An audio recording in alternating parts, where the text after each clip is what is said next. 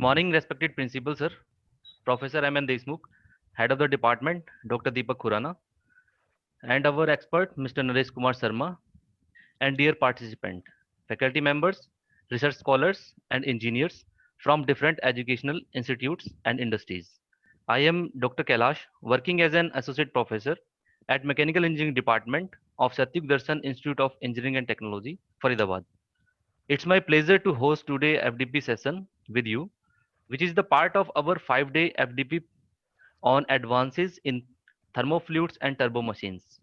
Under the guidance of our respected principal, sir, I welcome you all in this third day FDP session of Mr. Naresh Kumar Sharma on practical aspects of steam turbine, detailed design.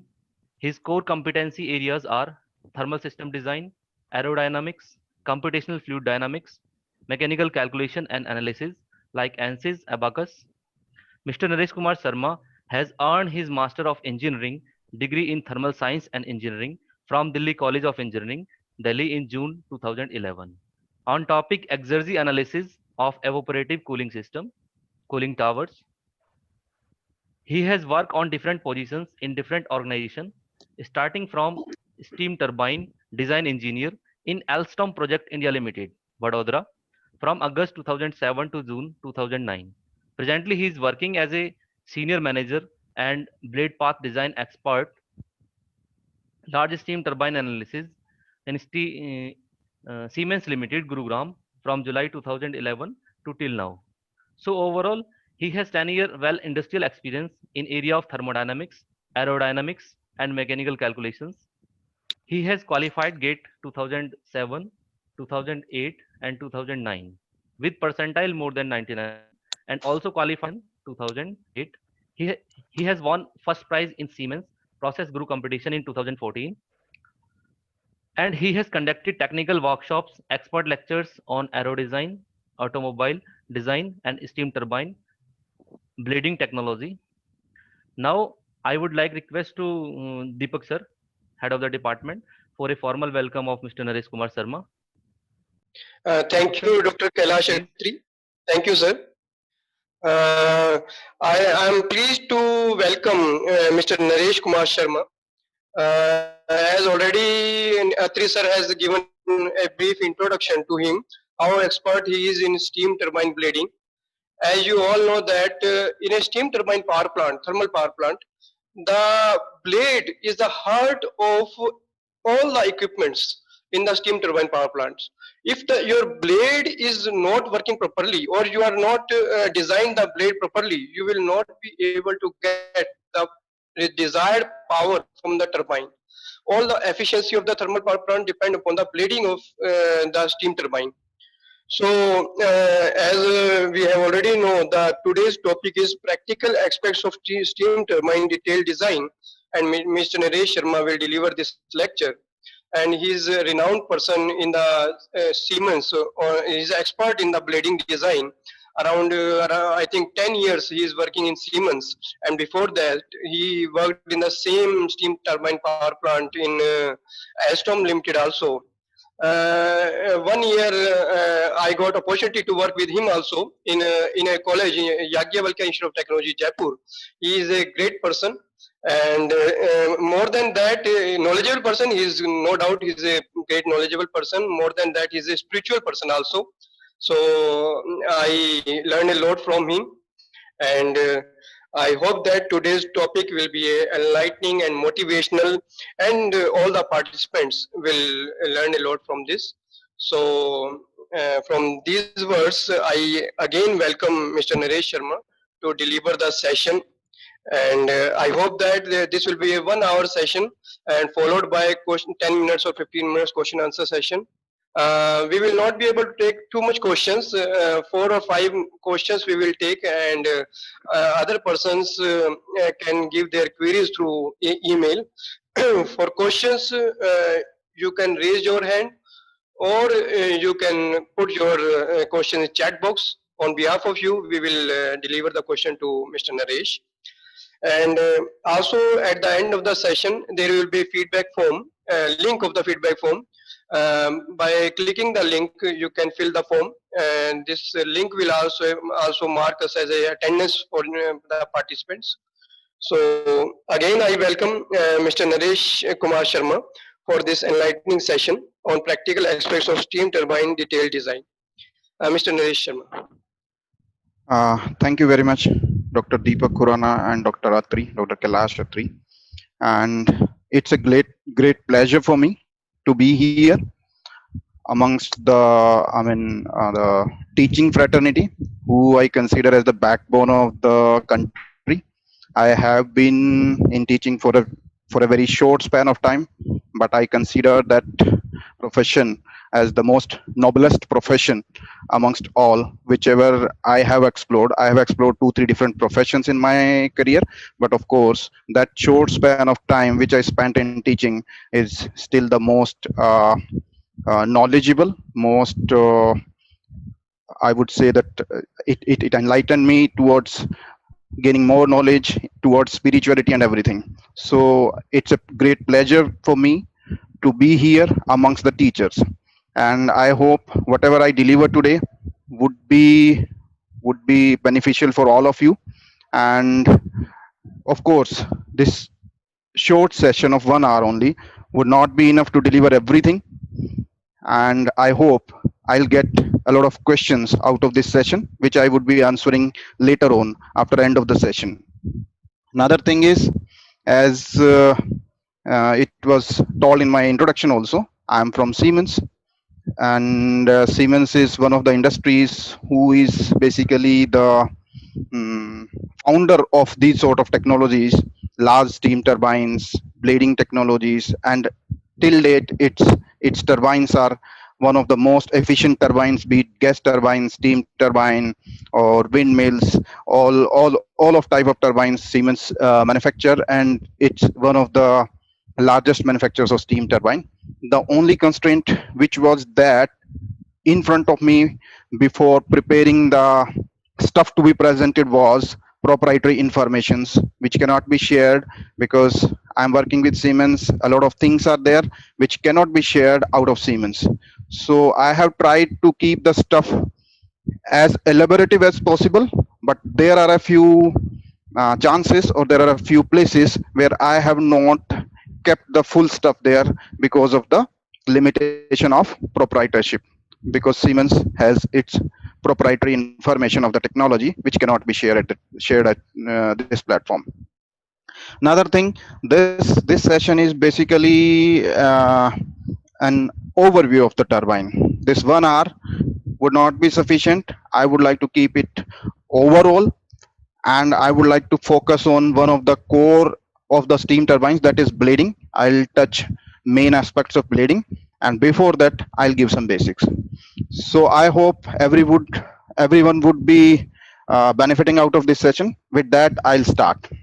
So the topic for today is practical aspects of steam turbine design. And when we talk about practical aspect of steam turbine design, why we have chosen this topic, of course, all of that will not be covered. But the main reason behind choosing this topic is, in general, in colleges, everybody teaches, or we all, that includes me also, we taught the subjects with the help of our theory books and with the help of laboratory resources we have in the college. But sometimes there are limitations and we don't have practical exposure to the topics. So sometimes it's a limitation to bridge the gap between theory and practical. I have tried to bridge this gap a bit, not much, but a bit.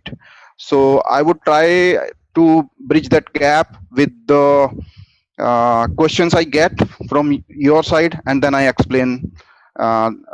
respond to those questions. Let us start. The first thing is, what is this session all about? How I would try to explain these things. First of all, I would try to explain the principles in brief, and not just a moment. Principles in brief, and that principle basically include the basics. Then I would try to reflect the way designers visualize these things, what is happening inside a machine, and not from theoretical point only. Another thing is, important basics would be covered with simple explanations. I would not go into very deep of those topics, but I would try to explain first, and if the question comes up, I would try to explain those questions with deeper insights of those topics. Some jargon terms are also used in designing of the steam turbines. Those will be explained. And of course, if somebody is not having previous knowledge of much knowledge of steam turbines, that's this session would be helpful for them also, because I would try to explain some basics at the start of the session itself.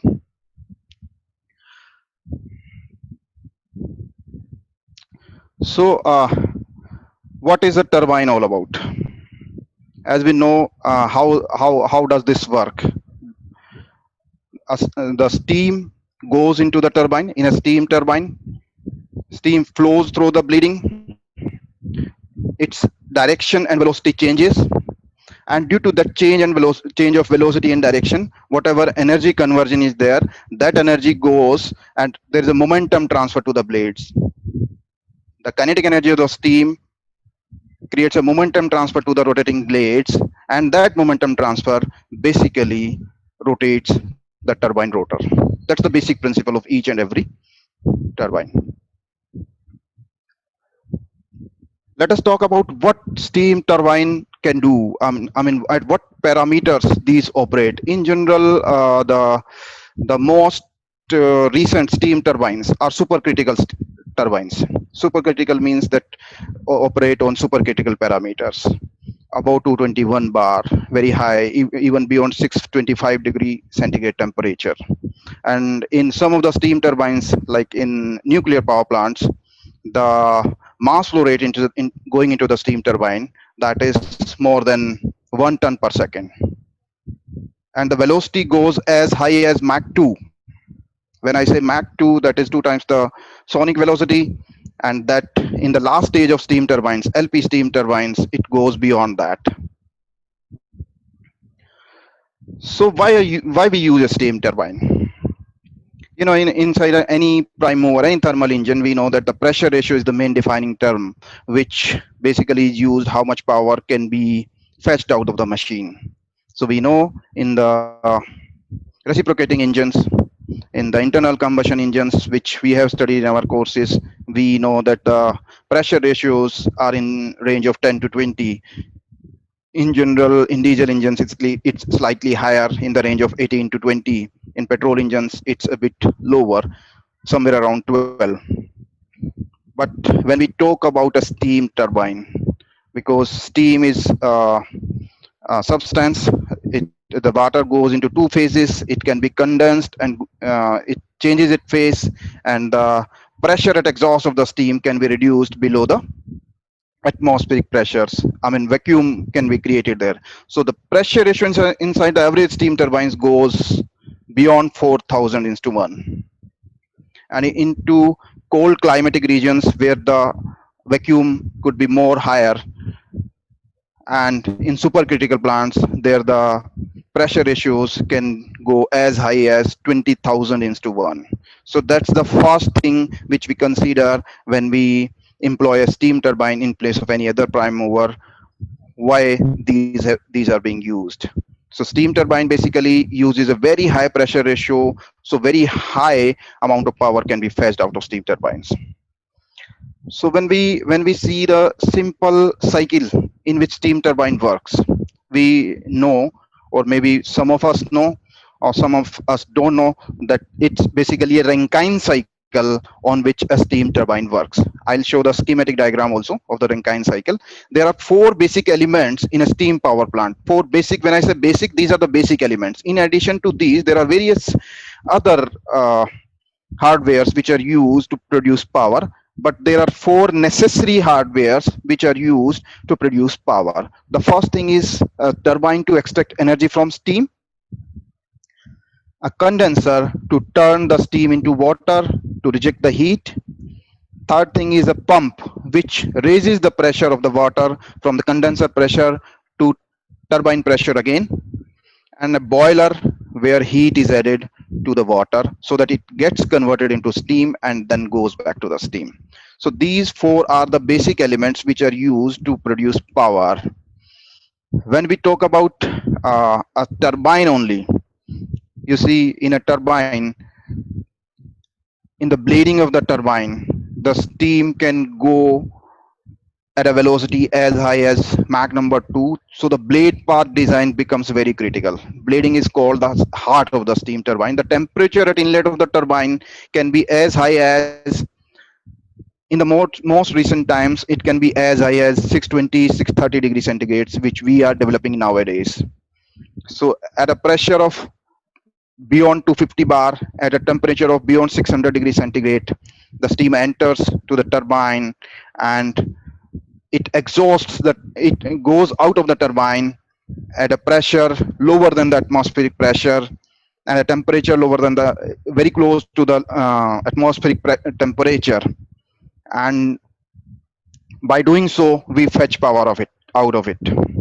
So at exhaust of the turbine, the water gets condensed, the steam gets condensed into water by an amount of 10 to 20 degree. That's that the dryness fraction of the steam goes somewhere around zero point 0.8 to zero point 0.9. So that's also a very critical parameter to be handled while designing a steam turbine. Let us have a look on the schematic diagram of the simple cycle. You know, the 4 elements have been shown by schematic. Now the same schematic has been represented by a Rankine cycle. We know this dome very well, I think, whoever has studied in the 12th classes and then engineering. This is the dome, vapor dome, where this line is saturated liquid line, this line is saturated vapor line, and there are 4 different processes through which this cycle goes. The process 1 to 2 is shown in a boiler where heat gets added into the water at constant pressure. Process 2 to 3 is represents the expansion process in a turbine where the isentropic expansion happens. Ideally it's isentropic expansion happens here from 2 to 3, and whatever enthalpy drop occurs, that enthalpy drop gets converted into power. So some power out of the turbine would be there. Then process 3 to 4 is again a constant pressure process where the heat is rejected from the cycle in condenser. As per second law, we know it's a mandatory thing. Without continuous heat rejection, we cannot continuously produce produce work out of heat. Then process 4 to 1, we can see process 4 to 1 is again isentropic, where the pump pumps the water to higher pressure at boiler pressure. So this constitutes a cycle, but this of course is a simple cycle only. This is not a practical cycle. This is only a theoretical thing. So efficiency of this cycle can be represented. We know efficiency, we all teachers know the efficiency or efficiency can always be written as the energy that energy sought for, I mean whatever energy we require from the machine divided by the energy that costs. In this case, work net means the turbine work is our energy sought for, but the Q heat, that is heat added in the boiler, is the energy that costs. So in terms of enthalpy, that can be written over the screen. So in the previous slide, we saw the simple cycle, but of course, that's not a practical cycle. When we talk about the practical cycle, it's a bit different. And when I say bit different, it's not bit different, it's very different from the theoretical cycle. Few more hardwares are added just to improvise the efficiency of the cycle and the power plant. Like a reheater is added. A reheater reheats, like the steam goes to the HP turbine, the first turbine, and when it comes out of the first turbine, it gets reheated in the reheater section of the boiler and comes back to the IP turbine. This is done just to add more heat to the fluid, the steam, and when it gets more heat, it goes right side of the dome, and when the main benefit comes out, when it comes out of the turbine, it's less wetter. The dryness fraction is slightly higher, and the design of the turbine is a bit simple as compared to the wet steam when it is operating on the wet steam. Then the steam goes to the IP turbine. Various heaters are added. Maybe we have studied in our graduation courses, or in maybe somebody have studied the power plant engineering also. The heaters also called bleed steam heaters. The steam is bleeded from intermediate, any intermediate stage of the blade path, that steam is fetched out of this, and that steam is used to heat the water which goes into the boiler. This way, when I think we all have studied, this way we improvise the efficiency of the cycle. Not one, many of heaters are added, like four of the heaters have been shown here, and a deaerator which deaerates the steam, and a condensate pump, then boiler feed pump, different pumps are there. So I meant to say there are a lot more hardwares which are added to the cycle to make it more and more and more efficient, and this way the cycle becomes practical and then more and more efficient. If I plot this cycle on TS diagram again, that simple DOMS becomes a bit complicated. So there are a lot of processes you can see over here. Of course, I cannot explain all of them. You will get these slides and you can ask the questions if you have more questions. There are various vertical lines over here. These vertical lines show the expansion processes into the steam turbine, and those expansion is basically responsible for our power output from the turbine. Whatever enthalpy drop occurs into the turbine, that enthalpy drop, with some efficiency, of course, with some amount of efficiency drop, this gets converted into the power, the mechanical power. Those horizontal lines we can see, these are pressure lines, and within the dome these are also called constant temperature lines. These are at various pressures at which uh, these are either condenser pressure at the lowest, or at intermediate stages these are the heater pressures. At various pressures the steam heats the boiler water, and then it gets again back to the cycle. So, and this along the dome line represents various then pumping processes, and this cycle is going beyond the critical point. That's why this is represented as a supercritical cycle. This TS diagram represents a supercritical cycle with reheat and regeneration, which is most recent uh, followed in most recent power plants. Of course, the heaters, number of heaters shown are 7 here. Sometimes these heaters are 8 or 9 or 10 practically. That is based on optimization of the cycle. When we optimize the cycle, how much heaters are required based on the cost and efficiency optimization, because every hardware costs.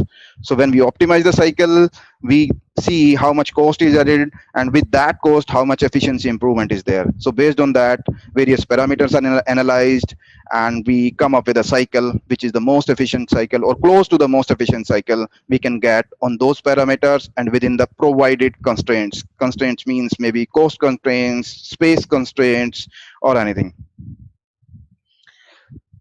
When we talk about why turbine sections are divided, turbine is divided into various sections. It's not a single turbine. As I previously was also saying, the HP turbine and IP turbine and LP turbine, maybe somebody gets confused why I'm using those words. Why HP, why LP, and why IP, why those sections? First of all, when the steam enters into a turbine, it basically is at very high pressure and high temperature. It's at a particular specific volume. But when the pressure gets dropped into the turbine, with the drop of pressure, we all know the volume increases. And with this increase in volume, more and more space is required. To accommodate that specific volume or the total volumetric flow, we need to have larger and larger and larger turbines as we go towards the end of expansion. Also, there are other parameters. Sometimes the volume of the steam which enters into the turbine gets somewhere around 2000 times when it exhausts the turbine. I mean to say, at entry of the HP, say the specific volume is 1 meter cube per second, it can get converted into 2000 meter cube per second when it exits from the last stage of the turbine. So that's why various sections have been created. Also, from rotor dynamic point of view, every rotating machinery need to be balanced with respect to the vibrations and mechanical strength. So from rotor dynamics point of view also, when the steam gets more and more means in terms of volume, it creates more whirl, more vibration. We need to get at higher diameter so that the balancing of the rotor can be done. That's why the turbine train is divided into various sections. HP turbines, which accommodates high pressure, maybe from 220 bar to somewhere around 60 bar. IP turbines from 60 bar to say somewhere around 10 bar or 8 bar, and then LP turbine from 8 to 10 bar to at exhaust it becomes vacuum somewhere around zero point 0.6 bar or even lower than that.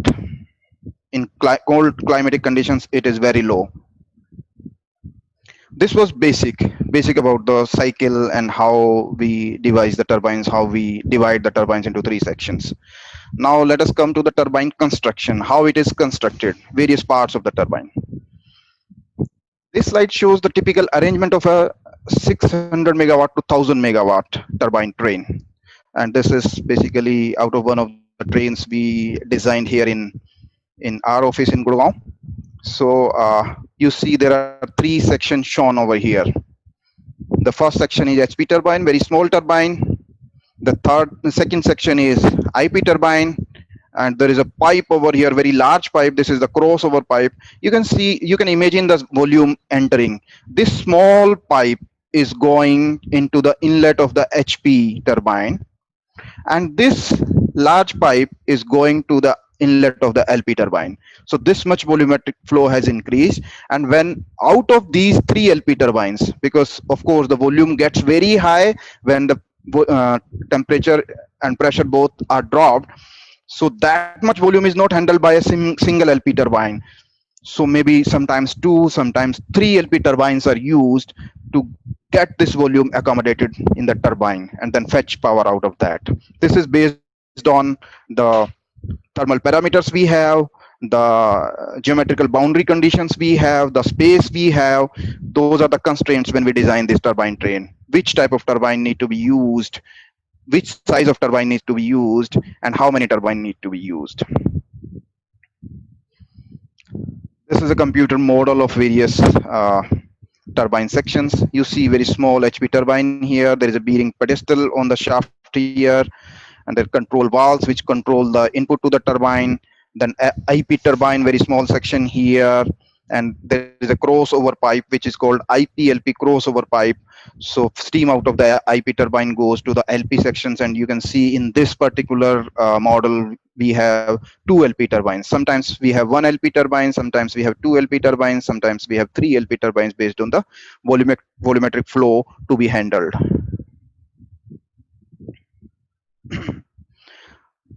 Now you can see a cut section of the HP turbine, cutaway section from a model. So these sort of designing is done in our office, engineering office in Gurgaon. You see there is an outer covering of the turbine. From the out, there is an outer covering of the turbine. This basically is called outer cylinder or outer casing. Then there is a inner covering. This is called inner covering, inner cylinder, or inner casing. And inside this, there is a rotor. Both the inner casing and rotor are bladed. Rotor are bladed with rotating blades, and inner casing handles all the stationary blade rows, such that there is an stage forms when one stationary blade row in the inner casing, and downstream of that there is a rotating blade row in the rotor. I'll show that in details in the next slides. So this combination holds the rotor, and the inner casing holds the turbine blade stages.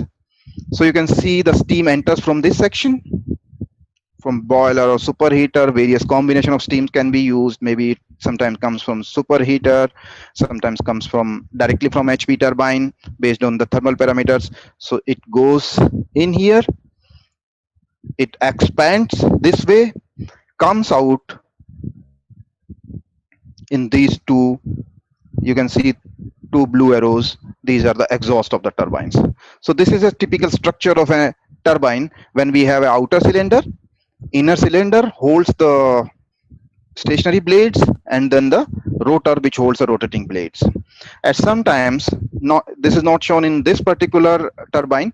In this model, there are various bleeds or holes are prepared in the inner casing, and then pipes are connected to those holes, which are basically the bleeds or extractions which go to the heaters. Then going to the heater means the we are calling it the regenerative heaters. So that regenerate the steam, regenerate the water. Regenerate means that increases the temperature of the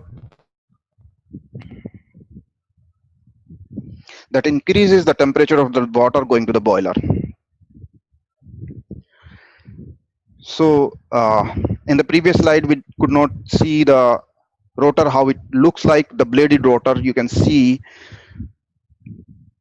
this is how a bladed rotor looks like. The steam enters from the inlet section. In between these rotating rows, there are stationary rows which gets enveloped, and or I should say there is a batch of every stationary and rotating rows, and that forms a stage. There are various stages. Maybe in this particular turbine there are 15 stages. In some of the turbines there are 10 stages. In some of the turbine there are only say 12 stages. This depends upon the enthalpy drop to be enthalpy drop which is happening in the turbine, or the pressure drop which is happening in the turbine. So when the steam goes through the turbine, it creates a turning force. As I explained, the pressure gets dropped in the stationary blade. It gets converted into the velocity. With that velocity, the steam impinges to the rotating row, and then the rotor turns, and the turning force is then the turning force then rotates the rotor, and with that rotor we couple the generator so that electricity can be generated. So when the steam goes from inlet to exhaust, basically in addition to the circumferential force, an axial force is also generated, and that because there are two components of those velocities, and the axial component of the velocity generates the axial thrust, which basically goes downstream of the blade path, means this red arrow. To balance this thrust, we need to have a dummy piston at the inlet of the turbine. If steam is at a particular pressure here, at a different pressure, steam is dropped by design, so that the pressure difference multiplied by this area of the piston is a force which basically should be equal to the force which is being generated, axial force being generated out of the blade path. This way we rotate the rotor and we balance the axial thrust. So this slide shows the inner casing. You see, I hope you can see my cursor. These are the grooves in which blades are mounted. This is the half section of the inner casing. The inner casing is divided into two halves. The lower half, then rotor is placed, and then the upper half comes into that. The lower half is bladed with the blades. The bladed rotor comes over it, and then the upper half is placed on that. So this is one half of the inner casing. The grooves seen here will be bladed then, and then the rotor will be placed on this. So the work of the stationary blades is to convert the pressure energy into the kinetic energy of the steam. Then a very important part of turbine. This is how a blade looks like. Maybe in our books, a simple view of the blade is shown, and this is the most recent type of blades look like. I will explain the various features of these blades, why this shape has been adapted, how this shape is devised or designed in further slides. But this is how the blade looks like. This has three sections: the root, the aerofoil, and the shroud. With the root, it is arranged with the rotor, or say with the station, the inner casing. Aerofoil converts the energy, and the shroud, over the shroud we cut small fins or labyrinths to pack the leakage, so that there is no leakage across the stage, or there is least possible leakage across the stage, and whatever amount of steam goes across the blade, that should go from the profile pile itself and not through the leakage, so that we can have maximum efficiency. And in each row you see here there is one row shown here, and you can count there are more than 100 blades in each row, and sometimes it is more than, in LP turbine it is more than 400-500 blades. And the material of these blades is such that for high temperature turbines the cost of one blade row goes beyond 1 crore rupees. Now let us understand why we have two casings. In one of the slides I showed that there is an outer cylinder, there is an inner cylinder. Why don't we have only one cylinder? Why we have two different cylinders? The reason behind is allow an intermediate pressure to act in the space between casing, so the casing share the pressure drop between them. Means the pressure inside the turbine is very high, sometimes more than 200 bar, 250 bar, and the pressure outside of the turbine is, atmospheric pressure. This much pressure difference between a single shell can distort the shell. So steam at an intermediate pressure is filled between these two casings, so that whatever pressure difference is there, that is normalized between the inner pressure and the outer pressure. Another thing is, whatever higher pressure is there, that tries to push the casing both axially, and there is a hoop stress circumferentially, and this inner casing is designed to cater to that hoop stresses, as well as axial fixings are done within the outer casings only, and then this outer casing is fixed with outer there are various fixture elements, so that the axial force will also be divided then within various fixing features.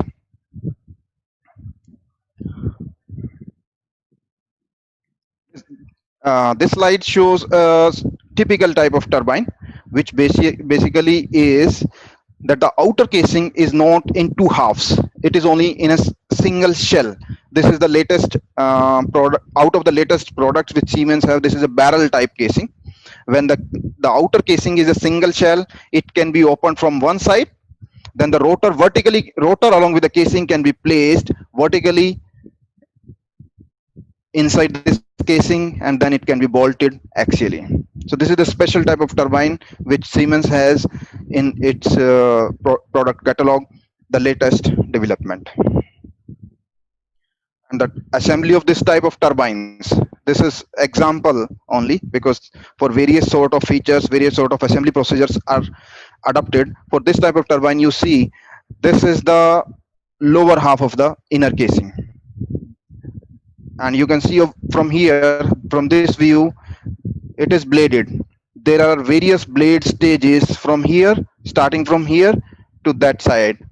I mean, from outlet to inlet, you can see there are various stages, and this particular row will go inside the turbine such that it comes just behind, at a particular axial position behind this stationary row. Similar to this, various stationary and rotating row combination happens, and it forms various stages. When this upper half is coupled with this, you can see the inner halves, two of the inner halves are coupled with the help of bolting, and then this vertical arrangement is dropped inside the outer casing, and then the outer casing is closed, and this forms a view of the HP turbine. You can see a person is standing here. You can see a person standing here. This type of turbine is called very small turbine, even this size of turbine, because this is only an HP turbine. When it comes to an IP turbine, that is sometimes 6 to 7 times larger than this, and when it comes to LP turbine, it is say 12 to 15 times larger than this. When we talk about the IP turbine components, I have put those slides for example only. I have already explained the feature, that how does it happen.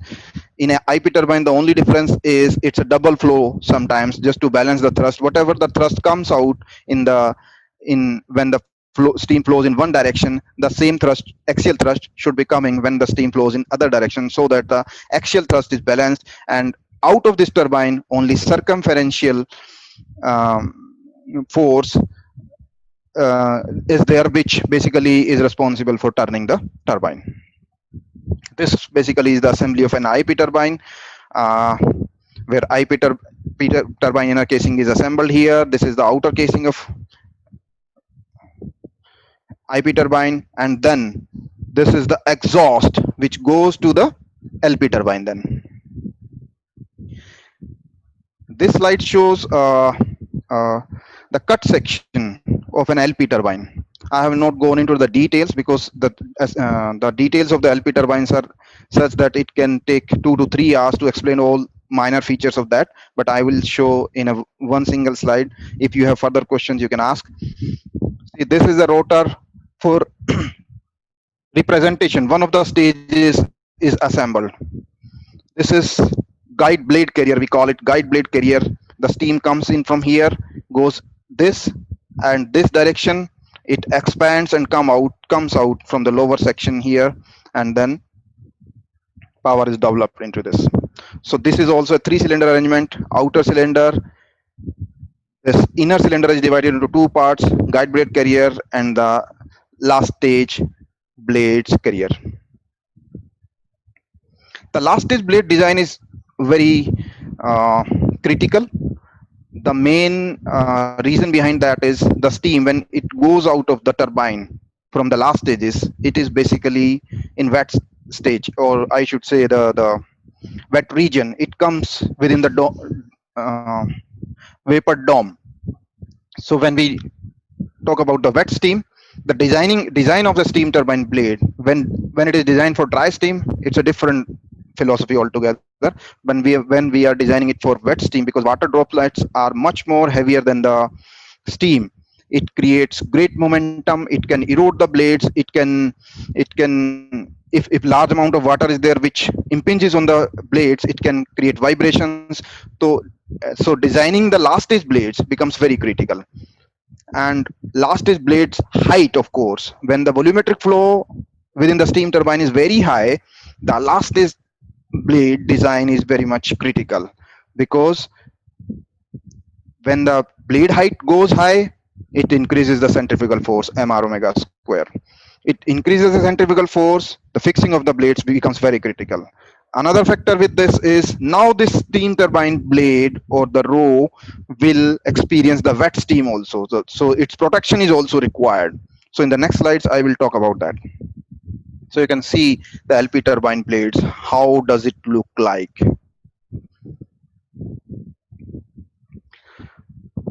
As I was saying in the last slides, that protection of the LP turbine blades is very much critical. So while we design these blades, various protection features are employed. First of all, water removal features are employed. You see there are 2 stages of the turbine over here. Although there are 4 stages, I would talk about first 2 stages, and you can see water droplets in form of dashed lines, because water droplets have a higher density than the steams. So when the turbine rotates, these move towards outer periphery, and we devise a feature over here such that it sucks the water droplets from here. All the water cannot be sucked from here, otherwise it would leak the steam also. Some of the water gets sucked, remaining of the water then travels to the downstream flow path. When some of the water gets remain, the remaining blade stages need to be protected with the help of other measures. One of the measures is, in the stationary blade row are made hollow, and small slots are cut on that, so that when water travels on these profiles, the water gets absorbed into the profiles or blade section, and then this water gets discharged or dropped to the condenser. So this is one of the features. Another feature is, in the rotating blades, the leading edge of the blade is made stronger, or it is hardened by laser hardening. In general, it is hardened so that when water droplets impinge on the blades, the blade doesn't get eroded.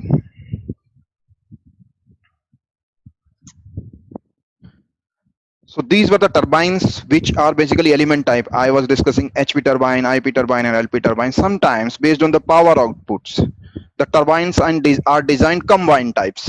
So you see this turbine here. This is a turbine train. Out of this, you can see there are two different turbine rotors combined together within one single shell, because in this particular turbine thermal parameters are such that these are on lower side and volumetric flows is not going very high, so the change in diameter, difference in rotor diameters is not much, and this rotor is then housed within a single casing, so that whatever exhaust comes out of here then comes out of the first turbine goes to the second turbine. This is combined HP-IP turbine. It is sometimes called C turbine or K turbine. LP turbine then designed as normal. This is a combined turbine. You can see the rotor is placed on an inner casing, and that inner casing is then housed in an outer casing. Sometimes the volumetric flow coming out of the HP turbine is a bit higher, and we need to have higher diameter on the IP turbine. Then if the mass flow rate is not very high, we combine the IP turbine with the LP turbine in a single shaft. It also reduces the cost. So this type of turbine is called N turbine.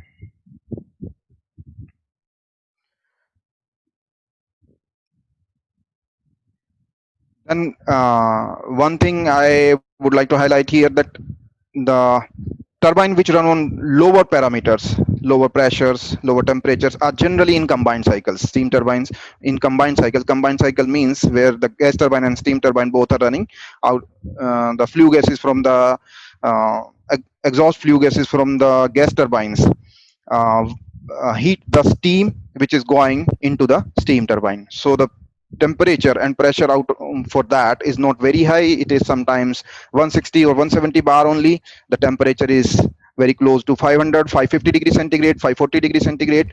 For those type of applications, we use combined type turbine, K turbine, like we studied in the last slide. Like I talked about various turbines. These are basically modules. When we develop the modules, we develop those modules for various parameters. Like we can call this module any X module, this module we can call any Y module, and this module we can call any Z module. Then this X, Y, and Z module, all the components which are not project specific can be taken from one of the development, and then the blade path is developed project specific. Whatever parameters comes out, for those parameters then blade path is developed. So these are the modules developed, already developed. I would not say off the shelf, but of course these are already available within the database, which we can use out of the database and can be used for various applications. And what I mean to say here, that for each and every project we need not to devise that, but of course flow path need to devise for each and every application. I'll quickly go through those slides because this already has been explained. Now let us come to the heart of the turbine, which I was discussing at the start of the presentation itself. The heart of the turbine, where energy conversion happens, where the heat energy gets converted into, I would not say heat energy, but kinetic energy of the steam gets converted into, or I would say the pressure and temperature energy, enthalpy, gets converted into the mechanical work. So at the inlet of the turbine, we know the steam is at high pressure and temperature, which comes out of the boiler section. This goes first to a stationary blade, where the pressure and hence the enthalpy drop occurs. At the exhaust of the stationary blade, the velocity of the steam is very high. That very high velocity steam that then impinges on the rotating blade, and then the momentum transfer is responsible for rotating the rotor. So as I discussed, there are two components of that velocity, axial component and circumferential component. Circumferential component is basically responsible for rotating the turbine, and axial component basically induces axial thrust into the turbine, which need to be balanced. And in this particular view on right hand side, you can see the blade shroud is shown. In more details, I'll show in later slides, but one of the CFD pictures I have taken from here. This is a representation only. There are the main steam goes from the profile which is responsible for producing the work, but some of the steam gets escaped from here and there. And by where here and there, I would like to say that here and there means the sealings, because stationary and rotating components cannot be joined together here so that a perfect seal can be made. So there is a some amount of sealings in some form is developed so that leakage is minimum. So this labyrinth design is basically a sealing arrangement which prevents leakage, and more amount of, or more and more proportion of steam goes on the profile and it develops power. Regarding the design of the blade path, when we talk about the blade path design, recent developments, I would say that in the older times, hand calculations were made for every single stage design. A lot of engineering hours were required to devise a blade path. Sometimes to design a blade path for a particular HP turbine, it took around 1 or 2 years. These were traditional systems, very long, labor intensive, time consuming. But nowadays, mainly the customer focuses, if he orders the turbine today, he needs the turbine in a few months. That need to be as per his specifications, maximum efficiency, least cost. So there are a number of constraints within which turbine need to be designed. And with those constraints, nobody can design a turbine without numerical optimization, without the help of a computer, without artificial intelligence, without I would say the computer aided design and the computer aided then manufacturing. So most of the, or not most of the, I would say all of the steam turbine manufacturers nowadays have different programs. Some use generalized programs, like Siemens use its in-house tool, which is developed by MIT, which basically designs or optimizes the blade paths for engineers. So an engineer creates the constraints, puts the boundary conditions, analyzes the results, then further optimizes it with the help of programs, that is numerical optimization. And why this numerical optimization? Just a moment, I think I skipped. Okay, why this numerical optimization? When we start designing a flow path, we have around 3000 constraints. 3000 constraints in terms of geometrical constraints, thermodynamic constraints, mechanical constraints. All those constraints are such that we need to satisfy those constraints. Parallelly satisfying all the constraints and then coming up with the most optimized blade path with least cost is not a task which a single man can handle, an individual can handle. So he needs a computer program to optimize some of the parameters. Engineer is there to analyze the results and improvise further, whether it is satisfying his requirements or not within the set constraints, it is satisfying all the requirements or not. Then he further optimizes and then checks the results. With the help of computer only, it can be done. While discussing the blading, I would discuss this slide also, although this is not the most recent technologies, but of course, when we talk about the turbines, we need to know how. I think most of the people have heard about impulse and reaction. What is an impulse? What is a reaction turbine? When we talk about impulse turbine, whatever pressure drop occurs to increase the velocity of the steam, that occurs into the stator blades only. And then that velocity, the kinetic energy, is used in the rotating blades, such that in the rotating blades, either no pressure drop is there or only very small pressure drop is there. Such type of turbines are called or such type of expansion is called impulse expansion in the turbine, or the impulse type of bleeding. But the recent practice or the more efficient profiles are more efficient bleeding is reaction type of bleeding. What does reaction mean? Whatever pressure drop occurs, that pressure drop is divided into stationary as well as rotating bleeds.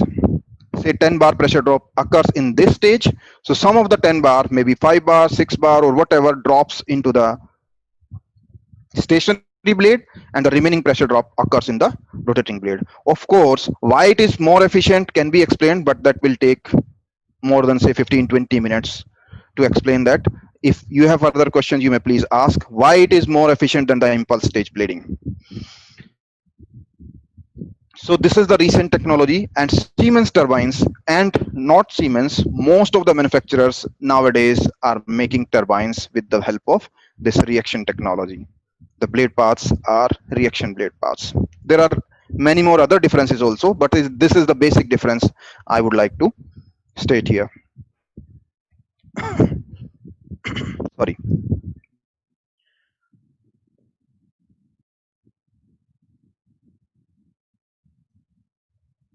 So let us talk about numerical optimization, how this numerical optimization occurs. So we have fixed parameters like thermodynamics. If some customer asks to optimize the blade path within 220 bar to say 0.6 bar, we need to have those boundary conditions satisfied. Then blading types, which type of material need to be used, which need not to be used, which type of profile need to be used, which need not to be used, how much clearance need to be made between the two turbine blades, maybe radial clearances and axial clearances based on the expansion of the components. Then various variables are there, like how much load need to be taken on a particular stage so that the efficiency is maximum, how much reaction need to be there.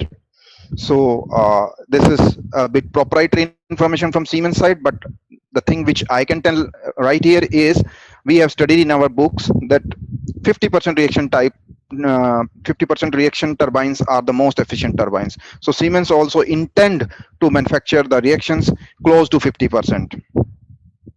Then blade height, how much blade height need to be kept. Sometimes there are geometrical constraints that blade height need not to go higher than this.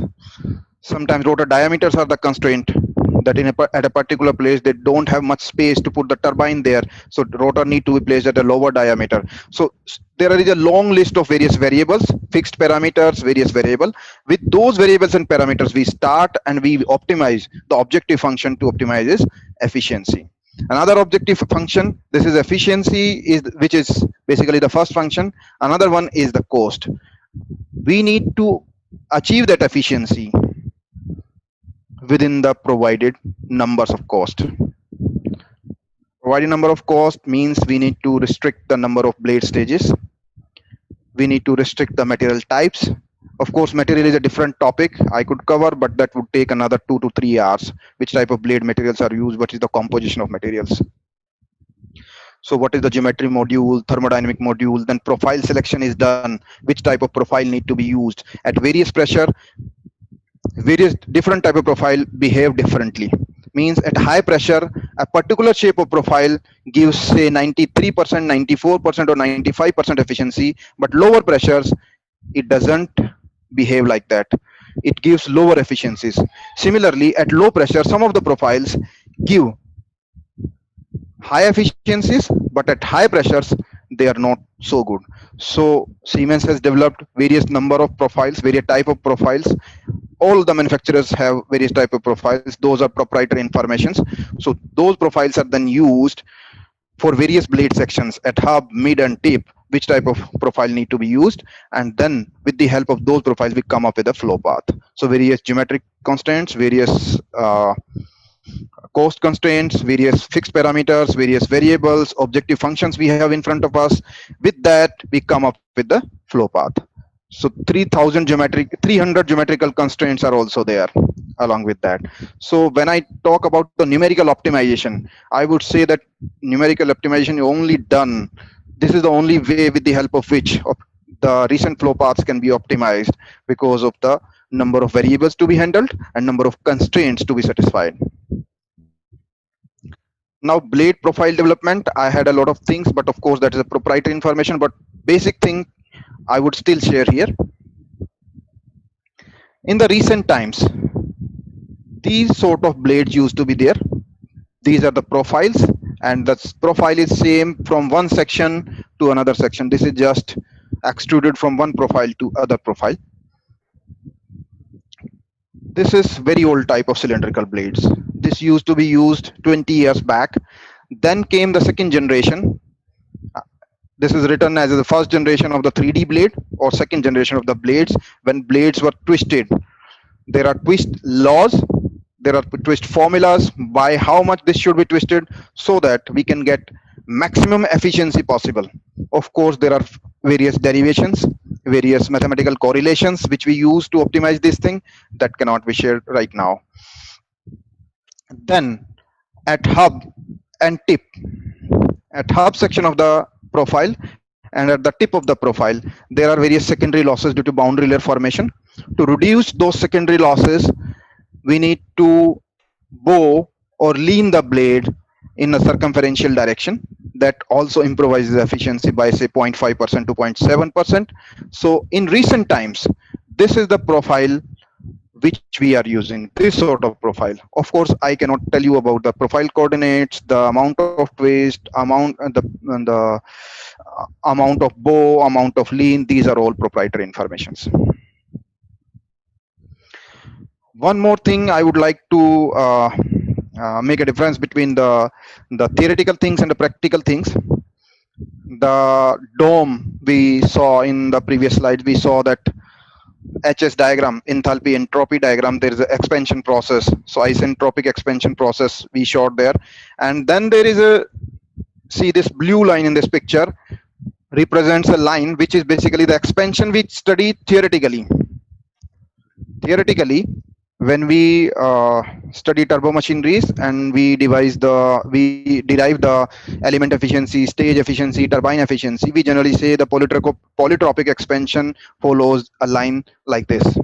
But of course, in recent times, Siemens and other big manufacturers have blades which have expansion line like this red line. And if you see, it starts from the same start point but ends at a lower level of enthalpy. So means more enthalpy drop occurs in this sort of expansion, and there would be more output and it would be more efficient. So this is the difference between theoretical and practical expansion. When we talk about the profiles, the middle of this slide shows various sort of profile development. We are using this profile nowadays, this sort of profiles. Various type of routes are used based on the application. As I stated at the start of the presentation, that at various for various application, various type of turbines are used: HP, IP turbine, K turbine, LP turbine. So the parameters are different in different turbines. In some of the turbines, the volumetric flow is low but temperature is very high. Some of the turbines, volumetric flow is also very high, like in IP turbines.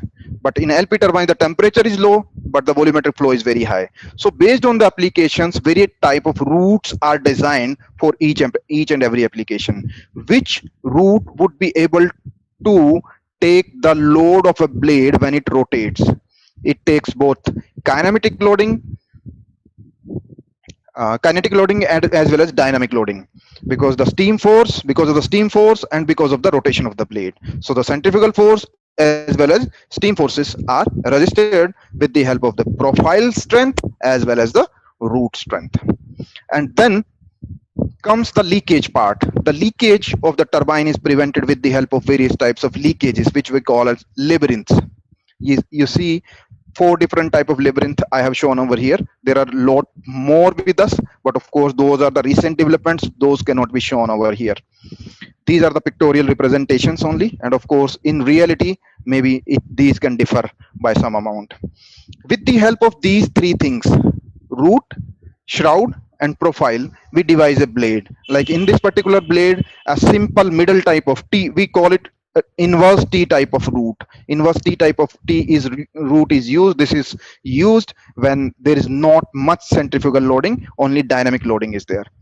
But double T type of root is used when the centrifugal forces increase, and we have to use double T root to have more resistance against the centrifugal forces. Similarly, for for LP turbines where the temperatures are very low, we use hook type of roots like this reverse L type of root.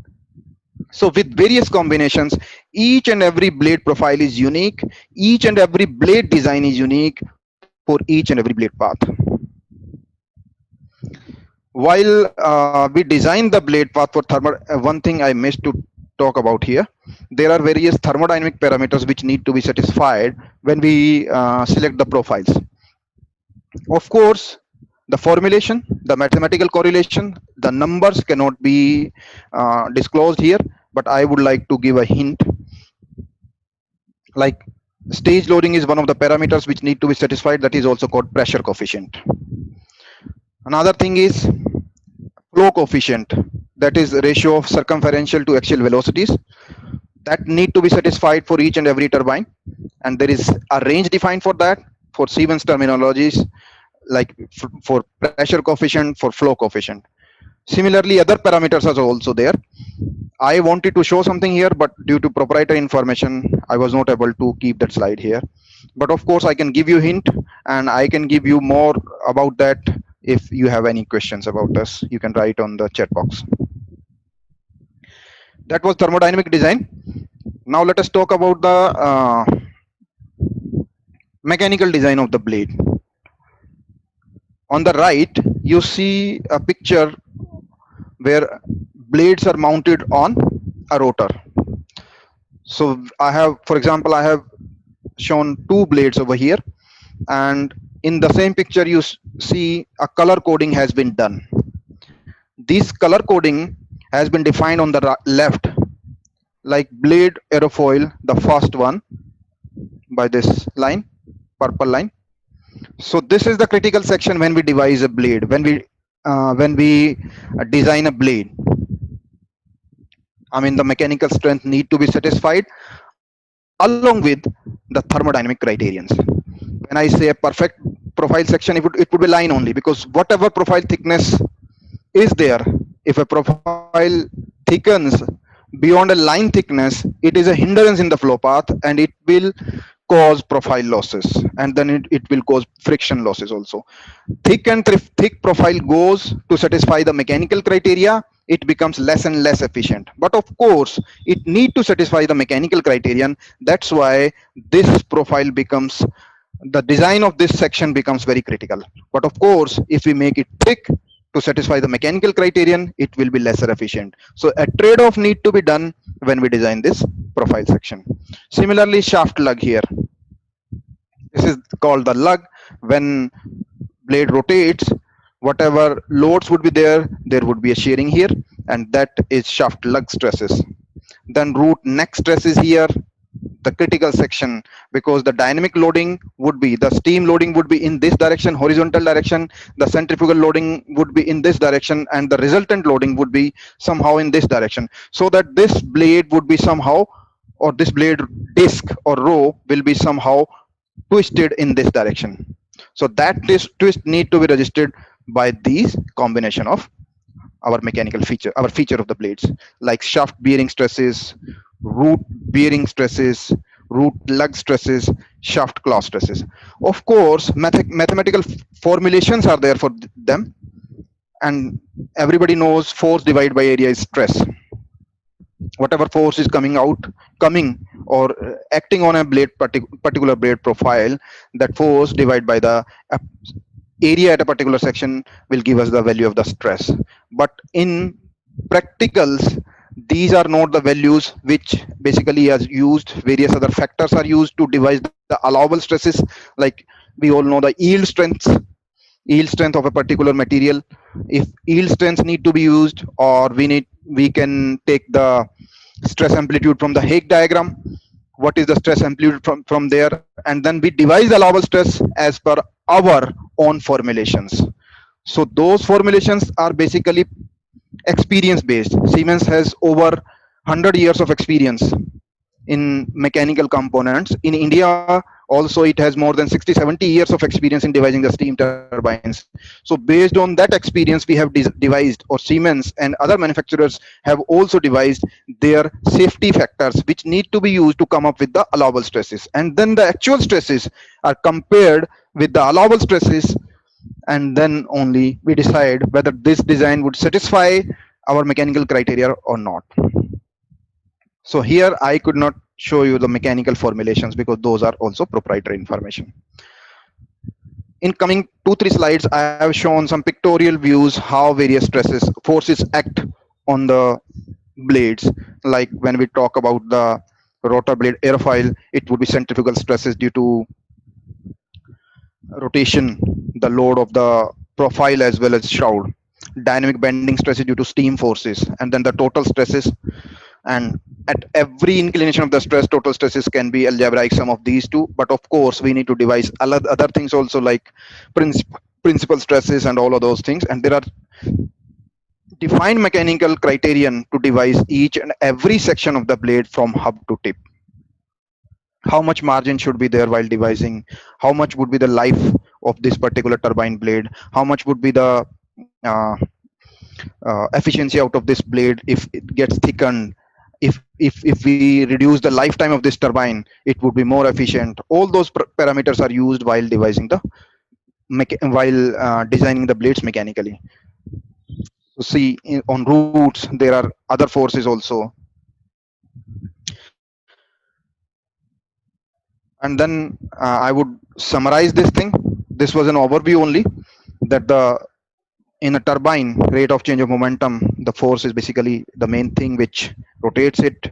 For various type of turbines, various types of modules are used, HP, IP, and LP turbines. Various industrial codes are used. Various industrial safety parameters are used to devise those turbines. There were a lot of proprietary informations which I could not share here, and there were some derivations also which could have been very lengthy, otherwise I could have shown. But of course, I would welcome further questions. If you have any further questions, you may please write in the chat box, or you can ask me later on also. Thank you very much. Thank you, Mr. Naresh. It was a nice session, very well presented. So now we will take some questions. Those who will raise hand, we will unmute themselves and they can ask the question. Yeah, sure. Miss Parvati Bhuvan, please unmute yourself. Mr. Bhuvan, please unmute yourself. Please unmute yourself, because you have to unmute from your side. Yeah.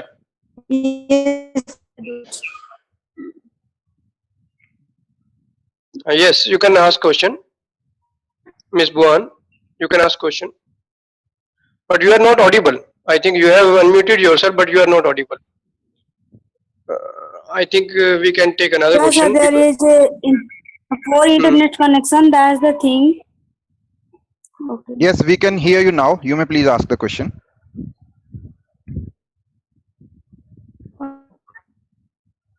We cannot hear you now. Maybe you can write out the question on chat box. Yeah, you can write the question in chat box. We will like to take another participant.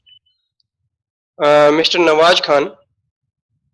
Mr. Nawaz Khan, please unmute yourself. Nawaz Khan. Hello, sir. I am audible. Yes, you are audible. Yes, sir. You can ask question. Sir, material for the high pressure turbine and low pressure turbine are same, because there is a large enough temperature difference between these two turbines. Yes, the temperature difference is huge and the materials are not same.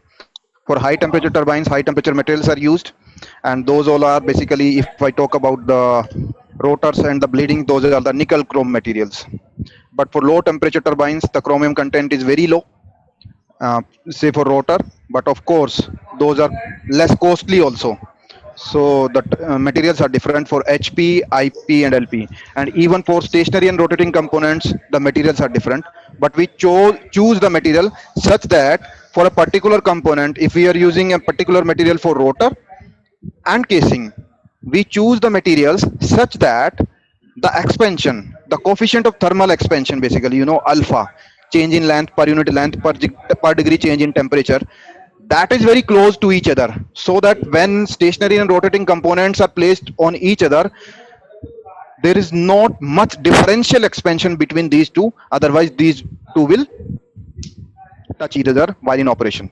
So of course, for HP, IP and LP turbines, materials are different, and materials are even different for stationary and rotating components within a same turbine. Okay, sir, there is another question. Sir, design procedure for ultra supercritical power plant or advanced supercritical power plant is same for the supercritical power plant. Procedure is same. Of course, procedure is same, and the difference is only the temperature and pressure. If we have materials to withstand at those temperatures, we can devise. The other thing is, as the pressure goes higher and higher, the blade profile selection becomes different criteria, because of course at different pressures, as I stated in my presentation also, at different pressures different sort of profiles behave differently.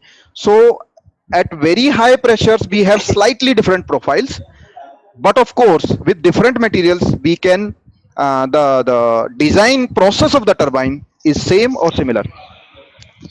Okay, thank you, sir. Thank you very much. Yeah, you're welcome.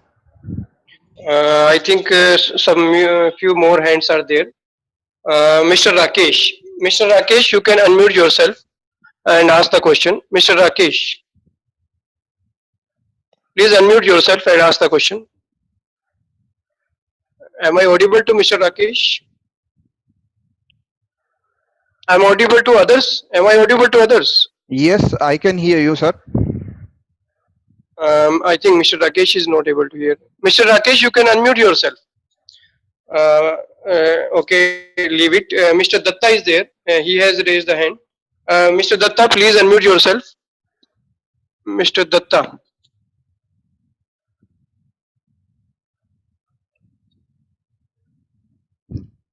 Mr. Datta is not there. Again, I will like to unmute Mr. Rakesh. Rakesh, Mr. Rakesh, unmute yourself. Yes. Ask question. Sir, first Ask the of question. all, yes, sir. Good morning, sir. Good morning. Sir, actually, Yeah, I very want good morning. to ask about the de-aerator in the practical Rankine cycle, as we have seen in the previous beginning of the lecture. I have seen in the slide of practical Rankine cycle. I have seen a de-aerator in that. So, what is the use of de-aerator, please? Deaerator, as the wording goes, it deaerates if there is any leakage. In the condenser, the pressure goes down. It goes to the vacuum, and the pressure, if the pressure inside the condenser is very low, below the atmospheric pressure, there are some chances that the air gets trapped. Okay, Air sir. gets trapped into that. In the deaerator, the function of the deaerator is just to remove the trapped air. Okay, sir. Thank you, sir. You're welcome. Thank you for the Uh, engaging session. Thank you very there much. are one or two questions in chat box also, if you like to answer. Just a moment. Give me a minute. I'll just open the chat box. I can speak on the behalf of the person, Mr. Shamim Mukhtiar. The question is, you can just answer why the steam is allowed to expand to wet region instead of saturated vapor point. There may be corrosion problem in turbine blade. Yeah, you can see the question of Mr. Shamim. Yes, very good question. Uh, when we talked about this thing, the pressures inside a cycle, we talked about pressure ratios. When we go below the atmospheric pressure, we go as low as possible to fetch as much power as possible from the steam, because the pressure ratio is the main thing. Whatever pressure drop occurs into the turbine, that much pressure should be used to produce power. If we go below the atmospheric pressure, then only you see we enter the wet region, and this is allowed up to a point until when we can handle this moisture. This is not allowed beyond a certain point. We have some materials for the blades which we can operate in wet steam region. We have some methods to protect the blades. We have some other features in the turbine by the help of which we can remove the moisture from the turbine. To gain the benefit of as much power as possible to fetch out from the turbine, we allow the expansion line to go inside the dome, and then whatever moisture is to be handled, we have the material for that, but till a certain range only. That's why the expansion is allowed beyond a particular point in the vapor water vapor mixture region. Did you get my point? Thank you. Yeah, point is very well explained. I think for more questions, you can give us your email ID. The participants can ask the question through mail, and you can answer their queries, because there may be so many questions and time is already very short for us. So thank you all participants. Thank you, Mr. Naresh, for such a wonderful presentation you have given on steam turbine blading design. As we have seen that how important is the blade for a steam turbine, and we are as an academician, we are studying the theoretical things in our academics, but it is surprising to see how differently the actual steam turbine power plant is working. So it was a nice presentation. Thank you, Mr. Naresh. Thank you a lot. And also I thank the participant to participate in today's session. Now I will like to invite Principal Sir. Although Principal Sir is not well today, he has some fever, but if he is able to answer, able to thank our speaker.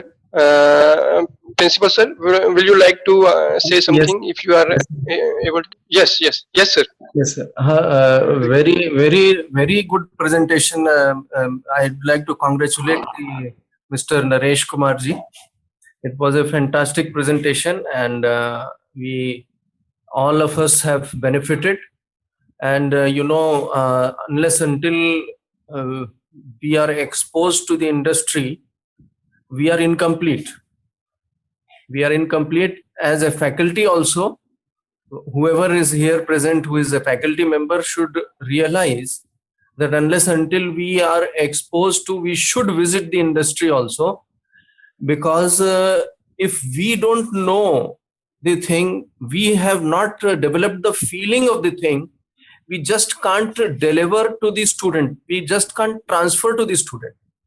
The photograph which you showed, sir, the size of the person standing in front of the turbine, that makes me realize forget about thermodynamics, even design. That will make me realize what the kind of forces will be there, the sheer size of the shaft and the blades and everything, the vibration problem, the balancing problem, so many things are there. So the small diagram drawn on the book will never give us the perception of what the actual thing is. So we at Satyug Darshan try to have an interaction between the industry and our institute, and we look forward to more such collaborative lectures, and if possible collaborative research or in interaction through such lectures. A very enlightening one. I would again like to thank you, sir, and I would like to thank all of those patient hearers here, audience, my colleagues, my researchers and PhD students. Most of them are faculty members, but some industry people may be there. all of us would like to thank. On behalf of them, I would like to thank you. Thank you, sir. Thank you, sir. And those who want to ask further questions, Naresh sir has given an email ID, nareshkumar.sharma@siemens.com. So you can send your queries to him. Directly he will answer the questions. And once again, at the end, before closing the session, we again thank you, Mr. Naresh Sharma. Thanks again, once again. And also I thank participants. Thank you, sir. Thank you very much, Dr. Deepak Khurana, Principal Sir, and the organizers, and all the patient listeners. I sometimes am not so much clear. Sometimes presentation is too quick, and thank you for bearing me for 1.5 hours or somewhat like that. And like as Principal Sir said, more collaboration is needed from industry side with the academic. So I would say that we can talk about that. Maybe the organizers or Dr. Khurana, we can talk about that. If any other guest lecture or anything else is required from our side, that would be most welcome from our side. Thank you very much, Yes, all sir. of you. Thank you, sir. Thank you. Definitely, we will get back to you. Yes, sir. Thank you, sir.